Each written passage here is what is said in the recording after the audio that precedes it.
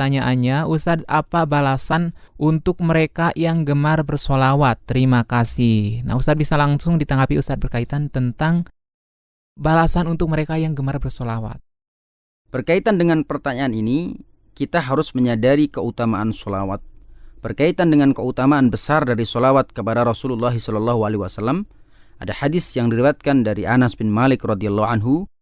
Rasulullah SAW bersabda, "Man shalla alayya salatan wahidatan, sallallahu alaihi asyra salawatin, wa huttat anhu asyru khotayatin, wa rufi'at lahu asyru darajatin." Barang siapa yang mengucapkan solawat kepadaku 1 kali, maka Allah akan bersolawat baginya 10 kali. Dan digugurkan 10 kesalahan dosanya, serta ditinggikan baginya 10 derajat atau tingkatan di surga kelak. Hadis riwayat An-Nasai, Ahmad, Ibnu Hibban, dan Al-Hakim.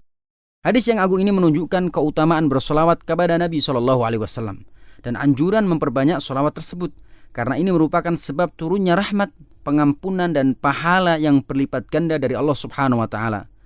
Dari hadis tadi kita dapat mengambil faedah penting yang terkandung di dalamnya. Faedah pertama, sebagaimana dijelaskan di dalam kitab Mahabbatur Rasul sallallahu alaihi wasallam bainal ittiba'i wal ibtida, disebutkan bahwa banyak berselawat kepada Rasulullah merupakan tanda cinta seorang muslim kepada beliau. Karena para ulama mengatakan, barang siapa yang mencintai sesuatu, maka dia akan sering menyebutnya. Kemudian faedah yang kedua, yang dimaksud dengan solawat di sini adalah solawat yang diajarkan oleh Nabi SAW dalam hadis-hadis beliau yang sahih, yaitu yang biasa dibaca oleh kaum muslimin dalam solat mereka ketika tasyahud, dan bukan solawat-solawat bid'ah yang diada-adakan oleh orang-orang yang datang belakangan.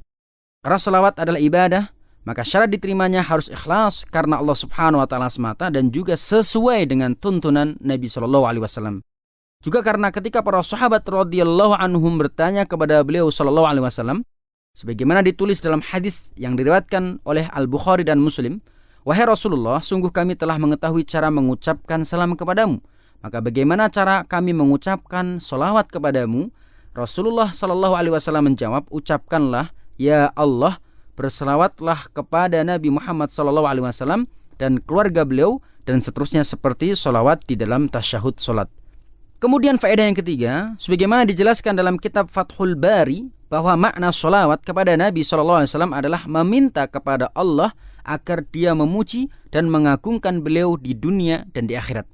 Di dunia dengan memuliakan penyebutan nama beliau SAW, memenangkan agama dan mengokohkan syariat Islam yang beliau bawa.